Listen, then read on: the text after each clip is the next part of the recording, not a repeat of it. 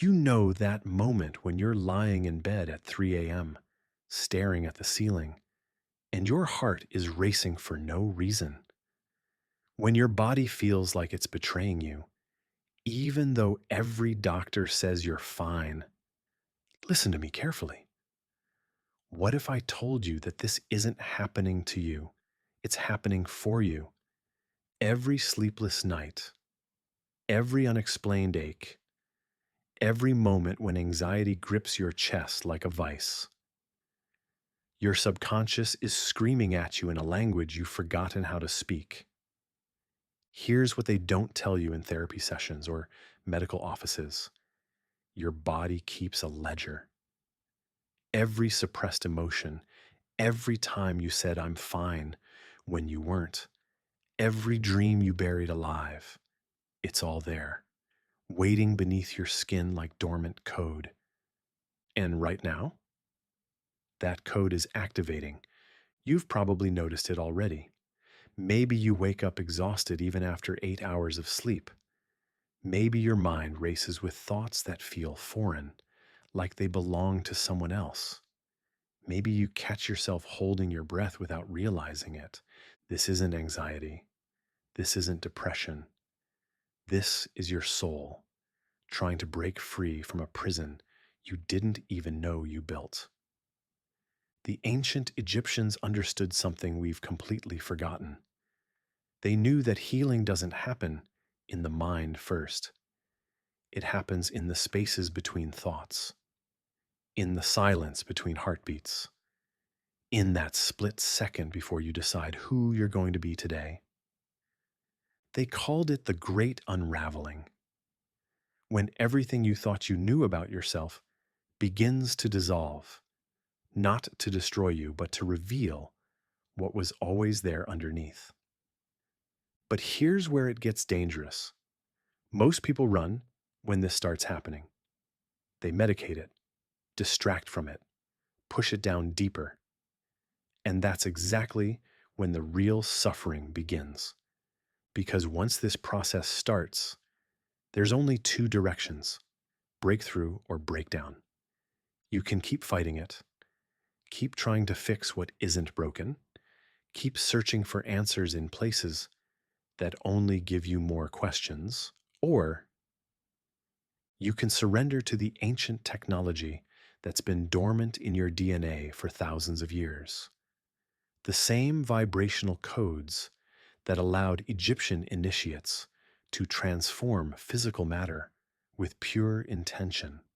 Your breakdown isn't a malfunction, it's an upgrade trying to install itself. The question is, are you brave enough to let it happen? Or will you keep living in the ghost of who you used to be, wondering why nothing feels real anymore? The signs of imbalance.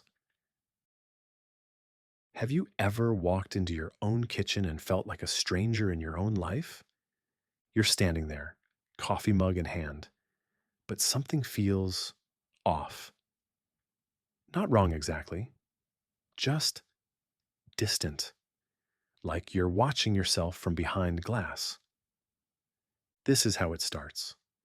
Not with dramatic collapse, not with obvious symptoms, but with the slow, invisible erosion of your energetic foundation, so subtle that your rational mind dismisses it as just stress or getting older. But here's what your doctor will never tell you: your soul speaks first, always. Long before your body rebels, before the headaches start, before the sleepless nights, there's a whisper, a dimming, like someone slowly turning down the volume on your inner light. You know what I'm talking about. That moment when your favorite song comes on and you realize you haven't really heard music in months. When you look at your partner and love them, but can't quite feel them anymore. When food loses its taste, even though nothing's wrong with your tongue. The ancient Egyptians had a word for this: ka separation. When your spiritual double begins to drift away from your physical body, they understood that illness doesn't begin in your cells. It begins in the spaces between your thoughts, in the pauses between your heartbeats. Modern medicine waits for symptoms. Ancient wisdom watched for silence. Because here's the terrifying truth: by the time you feel physically sick, you've been spiritually starving for months, maybe years. Your energy field, that invisible cocoon that surrounds every living thing, starts developing cracks long before your blood tests show anything abnormal. Think of it like this: your soul is the canary in the coal mine of your existence. And right now, your canary might be gasping for air. This is why you can feel exhausted after a full night's sleep. Why crowds drain you in ways they never used to. Why you find yourself scrolling endlessly through your phone, searching for something you can't even name. You're not depressed. You're not lazy. You're not getting old.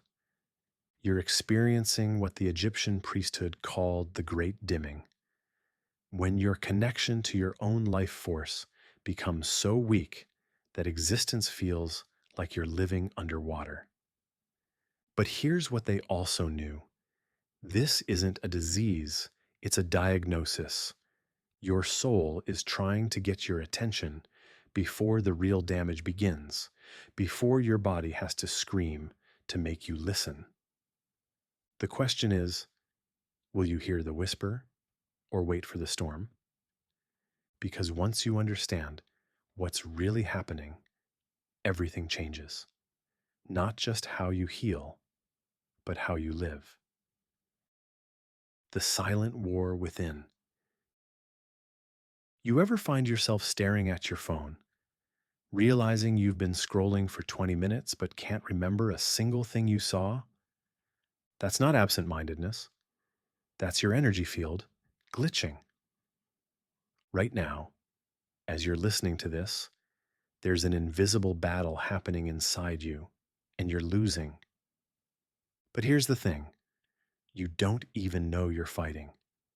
Picture this: you walk into Target for toothpaste. 30 minutes later, you're standing in the cereal aisle with a cart full of stuff you didn't need, feeling strangely angry at nothing. Sound familiar? That irritation isn't random. It's your soul's smoke alarm going off. See, your body isn't the battlefield. It's just where the casualties show up. The real war is happening 3 layers deeper, in what the ancients called your etheric skin, that invisible force field that surrounds you like a second nervous system. And right now, yours is probably crackling with interference. Here's how the invasion works. It starts with what I call ghost thoughts, those random repetitive ideas that pop up uninvited. Maybe it's that thing your ex said 5 years ago.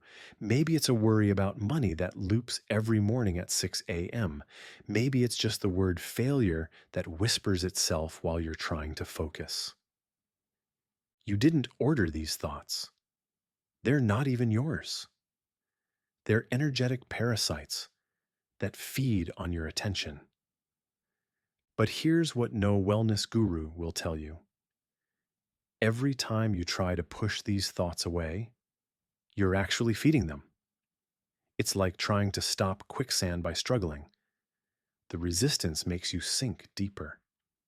The Egyptian mystery schools understood something we've completely forgotten. They knew that thoughts aren't generated by your brain. They're intercepted by it, like a radio picking up signals from stations you never tuned into. And when your energetic antenna gets damaged through trauma, stress, or just living in this electromagnetic chaos we call modern life, you start picking up the wrong frequencies. That's why you feel tired after checking emails. Why certain people drain you just by being in the room. Why you can be physically healthy but spiritually exhausted. Your energy field is under constant attack. and most people don't even realize they have one. But here's the secret they don't want you to know. The moment you become aware of this invisible layer of yourself, everything changes. Not tomorrow, not after months of meditation, right now. Because awareness itself is the antidote to energetic invasion, the frequency of disease. Have you ever noticed how some people can walk into a room and instantly make you feel heavier? Like they're carrying invisible weight that somehow becomes yours? That's not your imagination. That's vibrational contagion. And right now, you might be unknowingly broadcasting the exact frequency that's slowly destroying your health. Listen carefully. Your body isn't a machine that randomly breaks down. It's a living tuning fork, constantly vibrating at the frequency of your deepest thoughts and feelings. Think about this. Why do you always get sick during the same stressful periods? Why does your back pain flare up every time you think about that toxic job? Why do certain people literally make your stomach hurt just by texting you? Your organs aren't rebelling against viruses. They're responding to the emotional frequency you've been broadcasting for months, maybe years. Here's what I call the cellular memory bank.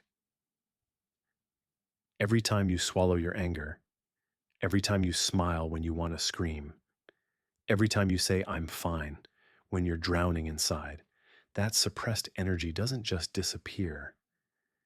It gets stored in your tissues like emotional scar tissue. Your liver isn't just filtering toxins from your blood, it's processing the poison of unexpressed rage. Your heart isn't just pumping blood, it's circulating the frequency of every broken promise you made to yourself. The ancient Egyptians understood something that modern medicine completely ignores. Disease is your body speaking a language you've forgotten how to understand. When your knee starts aching for no apparent reason, it's not asking for painkillers. It's asking, "Why won't you move forward in life?" When your throat gets sore repeatedly, it's not catching viruses. It's suffocating on words you're afraid to speak. But here's where it gets really disturbing. Most people are unknowingly tuned to the frequency of their own destruction. Every morning you wake up and immediately start broadcasting the same mental station: worry, doubt, resentment, fear. And your body, being the perfect receiver it is, starts manifesting whatever signal you're sending. You think you're dealing with genetics or bad luck, but you're actually experiencing the physical manifestation of your vibrational autobiography. The Egyptian priests knew this. They didn't just treat symptoms, they changed the frequency. They understood that healing happens when you stop broadcasting disease and start transmitting vitality. Your thoughts aren't just thoughts, they're blueprints your body is constantly building from. So here's the question that will change everything.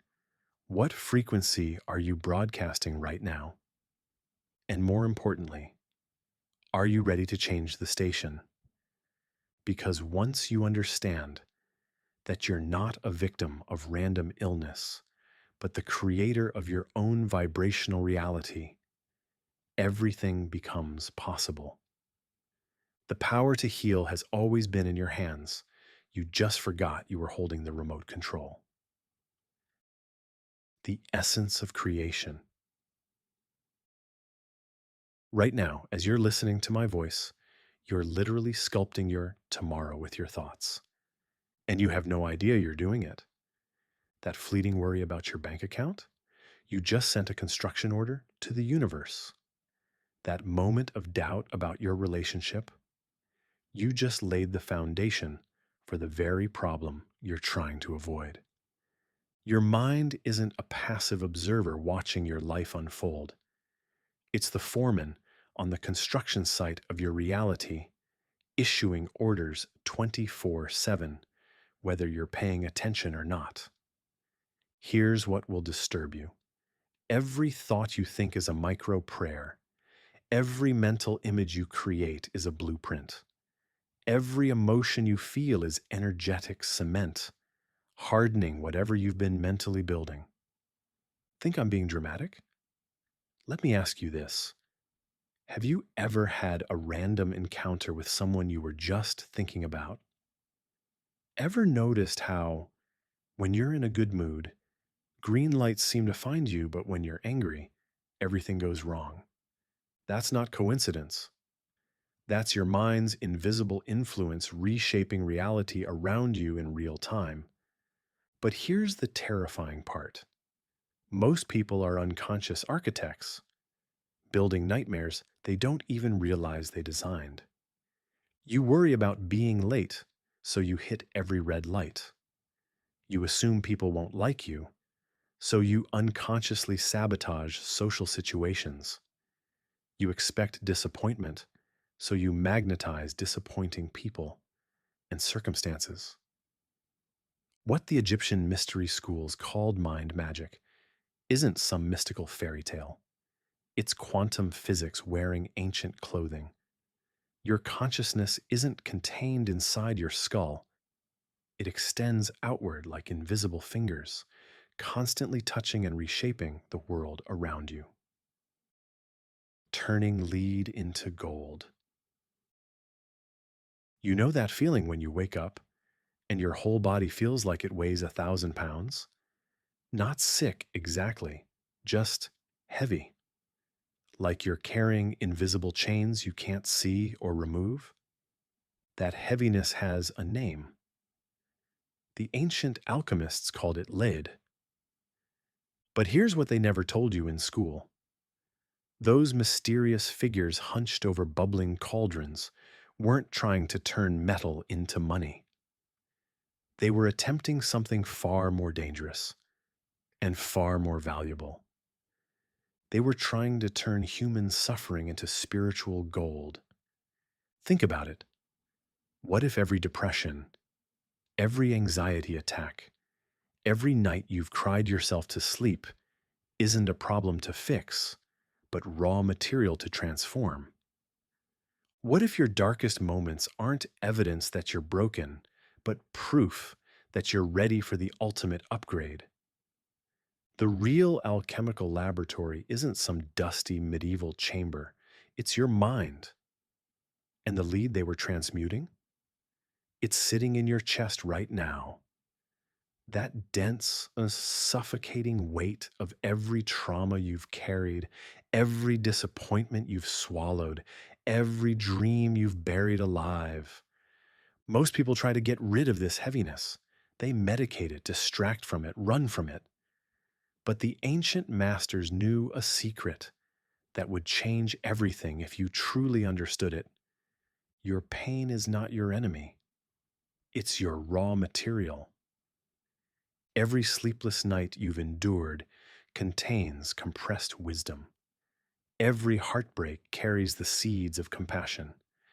Every moment you felt worthless is actually revealing your infinite worth by contrast. But here's where it gets mystical. The transformation doesn't happen by positive thinking or willpower. It happens through what alchemists called the Great Dissolution. The moment you stop trying to fix your lead and start witnessing it. Picture this. You're sitting in your car after another crushing day, and instead of immediately reaching for your phone or turning on the radio to escape the feeling, you just sit with it. You let that heaviness be exactly what it is without trying to change it. That's when the miracle happens. Not healing, transmutation. Because when you stop resisting your inner lead, it begins to reveal its hidden golden nature. Your pain transforms into power. Your trauma becomes wisdom. Your wounds become windows. The Egyptian alchemists knew that gold wasn't created, it was revealed. It was already there, hidden beneath layers of denser material. Your authentic self, your natural joy, your innate wholeness. None of this needs to be built. It just needs to be uncovered. The question is, are you ready to stop seeing yourself as broken and start recognizing yourself as gold in disguise? Because the lead you've been carrying isn't your burden, it's your treasure waiting to be discovered. Mastering the mind. Have you ever noticed how your reflection changes depending on your mood? Same face, same mirror, but when you're confident, you look powerful. When you're defeated, you look different. That's not vanity. That's proof that reality bends to your inner state. And if you can change how you look just by changing how you feel, what else can you reshape? Right now, there's a version of you living in a parallel reality where your problems don't exist, where your body feels light and strong, where your mind is crystal clear, where you wake up excited instead of exhausted. That version isn't fantasy, it's a frequency, and you can tune into it. The ancient masters understood something that modern science is just beginning to discover. Your nervous system can't tell the difference between a vividly imagined experience and a real one. When you truly feel something in your mind, your body starts responding as if it's already happened. But here's where most people get it wrong. They try to visualize their way out of problems. They sit there forcing positive images while their body is screaming the opposite. That's like trying to override a computer virus with happy thoughts. The real secret is what I call neural hijacking, the ability to slip past your conscious resistance and reprogram your system from the inside. Picture this: you're lying in bed, and instead of immediately checking your phone to see what fresh hell awaits you, you close your eyes and do something radical. You breathe. Not just any breathing, but the kind that actually resets your nervous system. 4 counts in, hold for 4. 6 counts out, hold for 2. With each exhale, you're not just releasing air, you're releasing the energetic residue of yesterday's stress, last week's disappointment, last year's trauma. You're creating space for something new to enter. Now here's where it gets mystical. Instead of trying to fix your current reality, you step into the version of yourself who never had these problems to begin with. You don't imagine healing. You remember wholeness. You don't visualize success. You recall the feeling of already having everything you need. You don't hope for love. You reconnect with the love that's been there all along, waiting beneath the noise.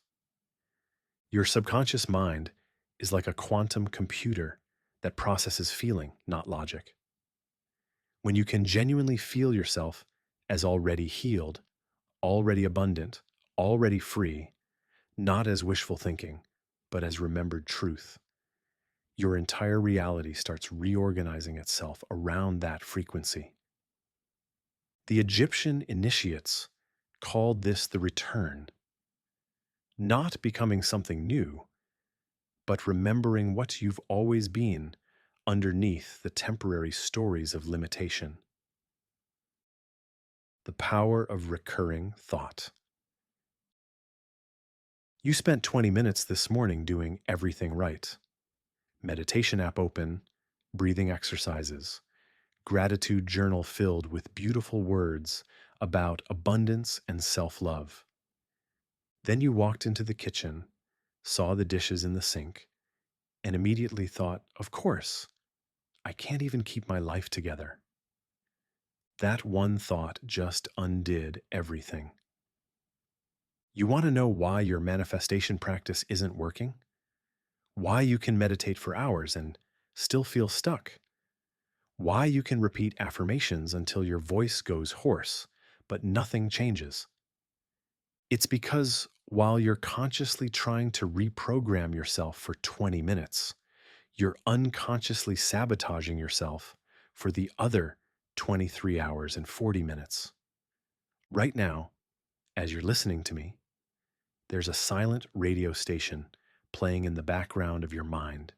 You can't quite hear it, but it's there, broadcasting the same old songs on repeat. You're not good enough. This won't work for you.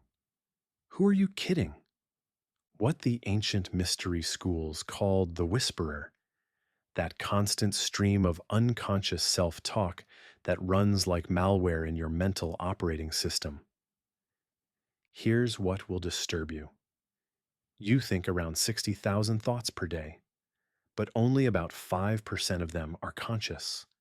The other 95% are running on autopilot, playing the same damaged records from your past over and over, like a broken jukebox in your subconscious mind. And here's the kicker: those invisible thoughts carry more weight than your conscious ones because they're backed by emotion, by years of repetition, by the deep conviction that comes from never being questioned. Picture this: you're driving to work, consciously thinking about your goals and dreams, but underneath, almost below the threshold of awareness, another conversation is happening. I'm probably going to mess this up too. I always do. Why do I even try? That undercurrent isn't just negative thinking, it's active creation. Every unconscious thought is a vote for the reality you don't want. The Egyptian initiates understood something that modern psychology is just discovering. Your subconscious mind is like a faithful servant that never questions your orders. If you keep telling it, through silent, repeated thoughts, that you're unlucky, unworthy, or unable, it will work tirelessly to prove you right. But here's where it gets really sinister. The louder you try to think positive thoughts, the more your unconscious mind rebels. It's like trying to paint over rust. The corruption underneath will eventually bleed through. The real work isn't adding more positive thoughts to your mental playlist. It's becoming aware of what's already playing in the background. It's catching yourself in the act of unconscious self-sabotage. Because here's the secret they don't want you to know. The moment you become consciously aware of an unconscious thought pattern, it loses its power over you. Awareness itself is the antidote to invisible programming. But first, you have to be willing to hear what you've been silently saying to yourself for years. And I'll warn you, it won't be pretty. Reprogramming the field. Close your eyes right now and remember the last time you felt truly alive in your body. Not just healthy, but electric, powerful. Like every cell was humming with pure energy. Can you feel it? Even just the memory of that feeling is already changing your physiology right now. That's not nostalgia. That's your nervous system accessing what I call your cellular library. Every peak state you've ever experienced, perfectly preserved and ready to be reactivated. But here's what most people get catastrophically wrong about visualization. They treat it like watching a movie of their future self. Distant, separate, hopeful. That's not visualization, that's fantasy. And your brain knows the difference. Your subconscious mind is like a sophisticated security system that can instantly detect whether something is real or fake. When you vaguely imagine yourself feeling better someday, it files that under nice dream and goes back to running your current programming. But when you can genuinely feel the weight of health in your muscles, taste the clarity on your tongue, sense the ease in your breathing, when it becomes more real than your current reality, something miraculous happens. Your brain starts treating that vision like a memory instead of a dream. Listen carefully.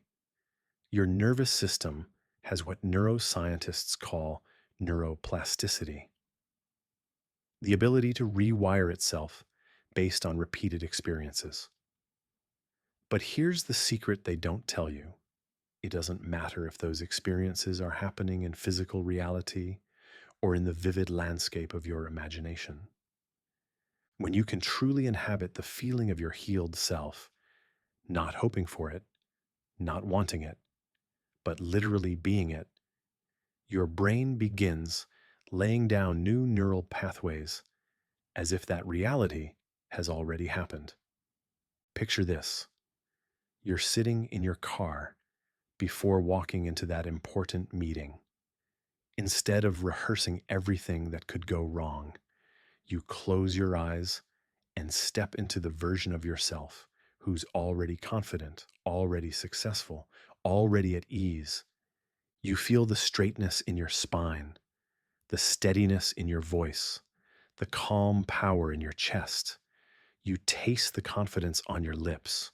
You sense the respect in the room before you even enter it. That's not positive thinking. That's what the ancient Egyptians called future memory. The ability to live so completely in your desired state that your present reality has no choice but to catch up. Your brain doesn't know you're just imagining. As far as your nervous system is concerned, you just lived through a successful experience. It starts preparing your body to match that energy signature. But here's the critical distinction. Most people visualize from their current broken state, trying to imagine their way out. That's like trying to dream yourself rich while your wallet is empty and your bills are stacking up. The desperation contaminates the vision. Real neurovision happens when you first disconnect from your current circumstances and connect to your ultimate truth, the version of yourself that exists beyond all temporary conditions. You don't visualize healing. You remember wholeness. You don't imagine success. You recall your natural state of mastery. You don't hope for love. You return to the love you've always been. The path of mastery. Right now, as you're listening to this, your body is carrying the weight of every unfinished conversation, every deadline looming over your shoulder, every moment you've lived on autopilot today. Can you feel it? That subtle tension in your chest, the way your mind keeps jumping to what's next before you've even finished processing what's now. Here's what nobody tells you about transformation. It doesn't happen in the grand gestures. It doesn't happen during those 3-hour meditation retreats or weekend workshops. It happens in the 10 minutes when you decide to stop running from yourself. Think about the last time you truly felt alive, not just existing, not just surviving the day, but genuinely present. I'm willing to bet it wasn't when you were scrolling through your phone or rushing through your morning routine. It was probably a moment when time seemed to slow down, when everything else faded away, and you were completely there. That feeling? It's not an accident. It's your nervous system finally dropping into its natural state, the state it's been craving while you've been living in constant motion. Your body keeps score of everything, every rushed breath when you're late for work, every shallow inhale when you check your bank account, every held breath during difficult conversations. These aren't just moments. They're programming your cellular memory, teaching your system that survival mode is your default setting. But what if I told you that in just 10 minutes, You could begin reversing years of this conditioning. What if the key to unlocking your deeper potential wasn't found in complicated techniques or expensive courses, but in something you've been doing automatically since birth? The ancient masters knew something we've forgotten in our hyper connected world. They understood that the breath isn't just about oxygen, it's the bridge between your conscious mind and the deeper intelligence that runs your body. When you control your breath with intention, you're not just relaxing, you're literally rewiring the neural pathways that determine how you respond to life. Here's what happens in those crucial 10 minutes that changes everything. Your sympathetic nervous system, the one that's been keeping you in fight or flight mode during traffic, meetings, and even while watching Netflix, finally gets permission to rest. Your parasympathetic system awakens, the one responsible for healing, creativity, and those breakthrough moments that seem to come from nowhere. This is where the real magic happens. As your breathing becomes rhythmic and intentional, your heart rate variability increases.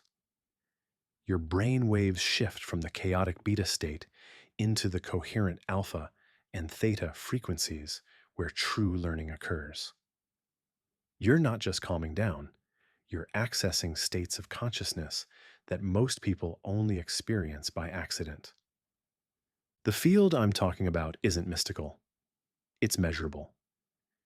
It's the electromagnetic field your heart generates, extending 3 feet beyond your body. When you're scattered, this field is chaotic. When you're present, it becomes coherent, literally influencing the nervous systems of people around you. Think about someone in your life who has this quality, this presence that makes you feel calmer just being near them. They're not doing anything special. They're simply not broadcasting the frequency of anxiety and distraction that most of us carry like a radio station we can't turn off. The question isn't whether you have 10 minutes. You spent more time than that scrolling today. The question is, are you ready to stop being a passenger in your own life? Are you ready to discover what happens when you show up completely for just 10 minutes a day? Because once you taste that level of presence, once you feel what it's like when your mind and body are finally working together instead of against each other, you'll understand why the masters called it alchemy. You're not just changing your breathing, you're changing the fundamental frequency at which you operate in the world. The path begins with a single, conscious breath. Everything else follows from there. Becoming the creator of your reality. Listen to the voice in your head right now. Whose voice is it, really? Is it yours? Or is it an echo of your mother's criticism from 15 years ago? Is it your authentic inner wisdom? Or is it that news anchor's tone of urgency you absorbed this morning without even realizing it? Here's the uncomfortable truth nobody wants to face. Most people aren't living their own lives. They're living a carefully constructed simulation built from borrowed thoughts, inherited fears, and programming they never consciously chose. And the most terrifying part? They defend this prison as if it were their identity. Think about your last major decision. The job you took, the relationship you stayed in, the dream you abandoned. Was that choice truly yours?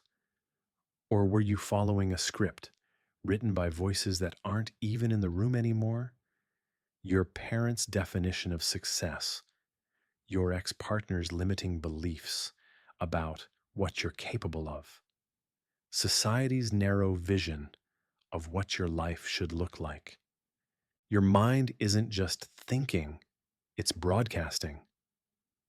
Right now, it's transmitting a frequency that determines what opportunities notice you, what people are drawn to you, what circumstances mirror back to you. But here's what most people never realize: if you're not consciously choosing that frequency, someone else is programming it for you. Every time you scroll mindlessly through social media, you're not just wasting time, you're allowing thousands of strangers to deposit their emotional states, their worldviews, their anxieties directly into your subconscious. Every news cycle you consume without discernment, every toxic conversation you absorb, every limiting belief you leave unquestioned, these aren't neutral experiences. They're reshaping the lens through which you see reality. The ancient Egyptian concept of the mind as a temple wasn't metaphorical poetry. It was neuroscience before we had the language for it. Your consciousness is literally sacred space.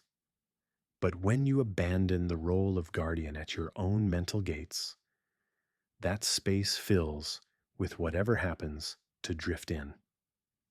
And what drifts in isn't usually what serves your highest evolution. Have you ever noticed how certain people seem to live in a completely different world than you? How opportunities flow to them effortlessly while you struggle for scraps? How they radiate confidence while you battle self doubt? They're not lucky, they're not special. They've simply learned to be the conscious architect of their inner landscape instead of letting it become a dumping ground for external programming. Here's what nobody teaches you about reality creation: it's not about positive thinking or vision boards. It's about recognizing that your mind is being programmed every moment of every day and taking back control of that process. It's about understanding that your thoughts don't belong to you until you consciously choose them. The voice of doubt that stops you from taking risks, that's not intuition. That's your high school guidance counselor who told you to be realistic. The inner critic that says you're not good enough, that's not self-awareness. That's a compilation of every person who projected their own limitations onto you. But what would happen if you fired all these unauthorized tenants from your mental space? What would emerge if you stopped renting out room in your head to people who don't even know the dreams you're carrying? The technique isn't complicated, but it requires something most people aren't willing to give: vigilance. Every thought that enters your awareness, you must ask, is this mine? Does this serve the reality I'm consciously creating? Or am I being hijacked by programming that doesn't belong to me? This isn't about controlling every thought. That's impossible and exhausting. This is about becoming the conscious curator of your inner world. It's about recognizing that every moment you're not actively choosing your mental state, you're passively accepting someone else's. The question isn't whether you're powerful enough to create your reality. You're already creating it every second. The question is, are you the one holding the paintbrush, or are you letting everyone else paint on your canvas? Your mind is either your kingdom or your prison. The choice has always been yours.